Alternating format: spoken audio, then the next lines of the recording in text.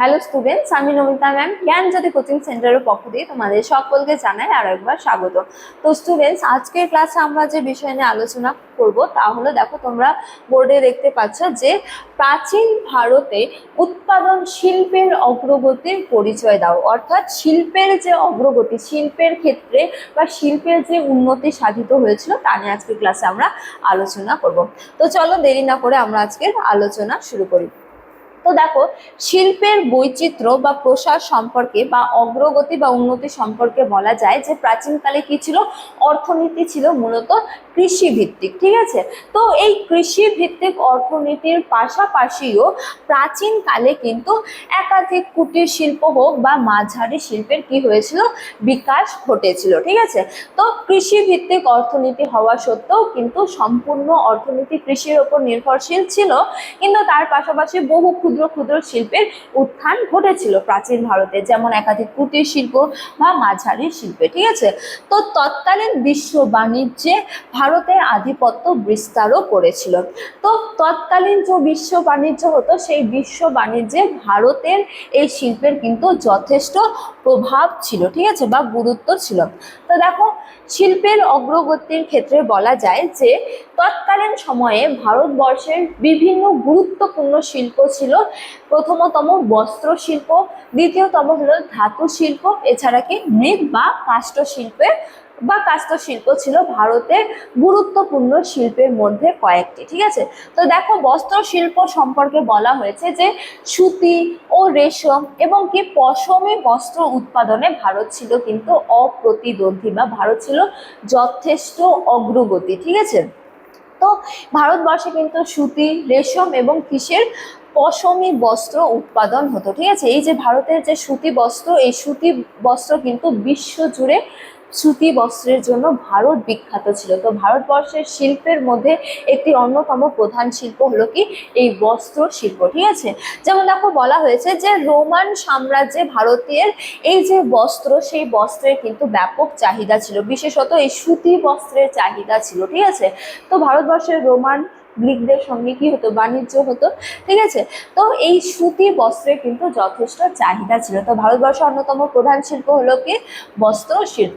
তারপরে দেখো ধাতু শিল্প, ভারতবর্ষের অন্যতম প্রধান শিল্প। তো দেখো, এক্ষেত্রে বলা হয়েছে যে লোহা, তামা, ব্রোঞ্জ এবং কি মূল্যবান ধাতু দিয়ে নিষ্কাশন বা মূল্যবান ধাতুর নিষ্কাশন এবং কি একাধিক অলংকার নির্মাণে প্রাচীন কারিগররা অত্যন্ত দক্ষ ছিল।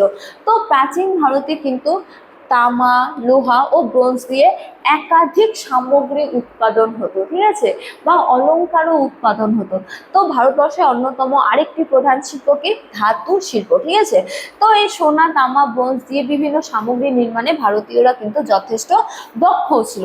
এছাড়া ভারতের অন্যতম প্রধান শিল্প হলো কি মৃৎ বা কাষ্ঠ শিল্প। যেমন দেখো বলা হয়েছে যে টেরাকোটার কাজ, সুন্দর মৃৎপাত্র এবং কি জাহাজ নির্মাণ সহ কাষ্ঠ শিল্প ছিল সে যুগের অন্যতম গুরুত্বপূর্ণ অর্থনৈতিক স্তম্ভ। ঠিক আছে, তো ভারতীয়রা সুন্দর টেরাকোটার কাজ করতো, তারপরে সুন্দর সুন্দর মৃৎপাত্র তৈরি করতো, জাহাজ নির্মাণ করতো এবং কি কাঠ দিয়েও একাধিক জিনিসপত্র তৈরি করতো। ঠিক আছে, তো তৎকালীন সময়ে ভারতবর্ষের অন্যতম প্রধান শিল্প হলো ক্ষুদ্র শিল্পের মধ্যে মৃৎশিল্প বা কাষ্ঠ শিল্প। ঠিক আছে, তো এই গেল ভারতবর্ষের কয়েকটি প্রধান প্রধান শিল্প সম্পর্কে। ঠিক আছে, এবারে আমরা আলোচনা করব এই যে বস্ত্র শিল্প, সেই বস্ত্র শিল্পের চরম উৎকর্ষ বা অগ্রগতি বা উন্নতি সম্পর্কে। যেমন দেখো, বস্ত্র শিল্পের ক্ষেত্রে প্রধান কেন্দ্রগুলো কোন কোন ছিল বা কোথায় ছিল, বারাণসীতে, মথুরাতে, বঙ্গদেশে বা বাংলাতে। ঠিক আছে, এছাড়া কি মাদুরাইতে এই বস্ত্র বয়ন কেন্দ্র ছিল, বা বস্ত্র শিল্পের জন্য এই কেন্দ্রগুলো বা এই বন্দরগুলো যথেষ্ট বিখ্যাত ছিল। ঠিক আছে, এছাড়া দেখো, বিখ্যাত মসলিনের ক্ষেত্রে বলা হয়েছে যে বাংলার সূক্ষ্ম মসলিন কাপড় বিশ্ব জুড়ে সমাদৃত ছিল, বা বিশ্ব জুড়ে বিখ্যাত ছিল বাংলার মসলিন কাপড়, যেটা আমরা আগেও আলোচনা করলাম যে বিশ্ব জুড়ে ভারতের বস্ত্র কিন্তু বিখ্যাত ছিল। ঠিক আছে, তো রোমান সম্রাটরা ভারতীয় মসলিন ওজনের সমান সোনা দিয়ে তা কিনতেন বলে ঐতিহাসিকরা উল্লেখ করেছেন। তো এ থেকেই আমরা এই ভারতবর্ষের যে বস্ত্র, সেই বস্ত্রের চাহিদা বা গুরুত্ব সম্পর্কে জানতে পারি যে রোমান সম্রাটরা কি করত, ভারতীয় মসলিনের ওজন অনুযায়ী সোনা দিয়ে তা অর্থাৎ তার সমান সোনা দিয়ে তা কিনতো, ঠিক আছে। তারপরে দেখো রং ও নকশা, কি কি রং ব্যবহার করা হতো এই বস্ত্রগুলিতে, মূলত নীল ব্যবহার করা হতো। এছাড়া মঞ্জিষ্ঠা এবং কি অন্যান্য প্রাকৃতিক রং ব্যবহার করে এই যে বস্ত্রগুলি, সেই বস্ত্রগুলি রঞ্জন শিল্প এক অনন্য উচ্চতায় পৌঁছেছিল, বা সেই বস্ত্রগুলিকে আরো সুসৌন্দর্য করে তোলা হতো, ঠিক আছে। তারপরে দেখো রপ্তানি কোথায় কোথায় রপ্তানি করা হতো। তো দেখো বলা হয়েছে যে সিল্ক রুট এবং কি সামুদ্রিক পথে, যেহেতু বহির্দেশের সঙ্গে বা বহির্বাণিজ্য জলপথে সম্পাদন হতো, সুতরাং সমুদ্র পথ দিয়ে আরব, মিশর ও ইউরোপের সাথে ভারতের এই বস্ত্র হচ্ছে যে রপ্তানি হতো বা রপ্তানি করা হতো এই বস্ত্র, ঠিক আছে, বা এই বস্ত্র শিল্প হচ্ছে যে যোগাযোগ ছিল এই বস্ত্র শিল্পের আরব, মিশর এবং কি ইউরোপে, বা এই দেশগুলোর সাথে বস্ত্র বা এই দেশগুলোতে বস্ত্র কি করা হতো, রপ্তানি করা হতো, ঠিক আছে।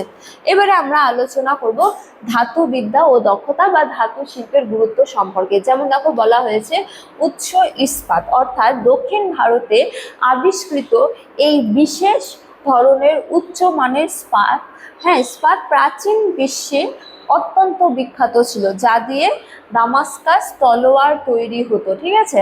তো দক্ষিণ ভারতের এই উচ্চমানের ইস্পাত পাওয়া যেত, এই ইস্পাত দিয়ে তলোয়ার বানানো হতো, যার জন্য এই ইস্পাত কিন্তু বিশ্বজুড়ে বিখ্যাত ছিল। এছাড়া দেখো দিল্লির লৌহ স্তম্ভ, যেমন দেখো বলা হয়েছে যে গুপ্ত যুগের তৈরি মেহরৌলির একটি লৌহ স্তম্ভ আর্য মরিচাহীন, ঠিক আছে, অবস্থায় দাঁড়িয়ে আছে, যা প্রাচীন ভারতীয় ধাতু বিদ্যার এক বিস্ময়কর বিষয়, ঠিক আছে। তো তোমরা যদি যাও তো এখানে দিল্লিতে এই লৌহ স্তম্ভটি দেখতে পারবে, যে এই লৌহ স্তম্ভটি কিন্তু প্রাচীন কালের, এত পুরানো, কিন্তু এটাতে এখনো মরিচা পড়েনি, ঠিক আছে। সুতরাং বোঝা যায় এ থেকে যে তৎকালীন সময়ে ধাতু শিল্প কতটা বা ধাতু শিল্পের কতটা অগ্রগতি ঘটেছিল, ঠিক আছে। এছাড়া দেখো ব্রোঞ্জ ও কাস্টিং সম্পর্কে বলা হয়েছে যে হারানো মোম পদ্ধতিতে তৈরি চোল যুগের ব্রোঞ্জ মূর্তিগুলি ভাস্কর্য ও ধাতু প্রযুক্তির অভূতপূর্ব নিদর্শন, অর্থাৎ এই সমস্ত উদাহরণ দেখে আমরা বুঝতে পারি যে প্রাচীন ভারতে ধাতু শিল্পের কতটা অগ্রগতি ঘটেছিল, ঠিক আছে। তো এই গেল ধাতু শিল্প সম্পর্কে। এছাড়া রয়েছে এই যে শিল্প, এই শিল্পের সঙ্গে জড়িত অন্যতম প্রধান বৈশিষ্ট্য গিল্ড সিস্টেম বা শ্রেণী ব্যবস্থা সম্পর্কে বা গিল্ড সম্পর্কে। যেমন দেখো গিল্ড কি, এক্ষেত্রে বলা যায় যে প্রাচীন ভারতে কারিগর এবং ব্যবসায়ীরা নিজ নিজ পেশা অনুযায়ী সংঘবদ্ধ হতো, যাদের শ্রেণী বা গিল্ড বলা হতো। অর্থাৎ লোহার সঙ্গে জড়িত বণিকরা বা ধাতুর সঙ্গে জড়িত কারিগররা একজোট হতেন, সেটা একটা গিল্ড, সেটা একটা সংস্থা বা সমবায়, ঠিক আছে। সেই যে ধাতুর কারিগররা একত্রিত হয়ে সংগঠন গড়ে তুলেছে, সেটা একটা গিল্ড। আবার কাঠের সাথে জড়িত কারিগররা একত্রিত হয়ে একটি সমবায় বা সংস্থা গঠন করেছে, সেটা আর একটা গিল্ড, ঠিক আছে। তো গিল্ড মানে বোঝা গেল যে গিল্ড কি, যে বিভিন্ন কারিগর বা একই পেশার সাথে যুক্ত কারিগরদের নিয়ে গঠিত একটি সংস্থা, ঠিক আছে। তো তাদের নিজস্ব, অর্থাৎ এক একটি গিল্ডের এক একটি নিয়ম কানুন, বিচার ব্যবস্থা এবং কি নেতা ছিল, ঠিক আছে। সব গিল্ডের জন্য একই নিয়ম কানুন নয়, সমস্ত বা নিজের নিজের গিল্ডের নিজের নিজের সুবিধা মতো তারা নিয়ম কানুন স্থির করতো, ঠিক আছে। তারপরে দেখো এই গিল্ডের অর্থনৈতিক প্রভাব সম্পর্কে বলা হয়েছে যে এই গিল্ডগুলি আধুনিক ব্যাংকের মতো কাজ করতো, ঠিক আছে। তো তারা আমানত গ্রহণ করতো এবং কি ঋণও দিত কারিগরদের প্রয়োজনে, ঠিক আছে। তো শিল্পের গুণগত মান নিয়ন্ত্রণ এবং কারিগরদের স্বার্থ রক্ষায় এই শ্রেণী ব্যবস্থা প্রাচীন অর্থনীতিতে গুরুত্বপূর্ণ ভূমিকা পালন করেছিল। তো এই যে গিল্ড সিস্টেম, সেটা কারিগরদের অবস্থা উন্নতির জন্য বা শিল্পে মনোনিবেশ করার জন্য কিন্তু গুরুত্বপূর্ণ ভূমিকা পালন করেছিল, ঠিক আছে। তো আজকে ক্লাসে আমরা কি কি আলোচনা করলাম একটু কুইক রিভিশন করে নিই আমরা, যাতে তোমাদের বুঝতে সুবিধা হয়। তো ভারতবর্ষের বিভিন্ন প্রধান প্রধান শিল্প সম্পর্কে, ঠিক আছে।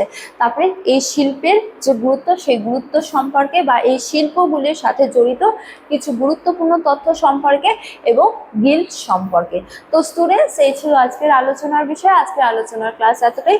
তোমাদের সাথে দেখা হবে পরবর্তী ক্লাসে। ততক্ষণ তোমরা সকলেই ভালো থাকো, সুস্থ থাকো। Thank you.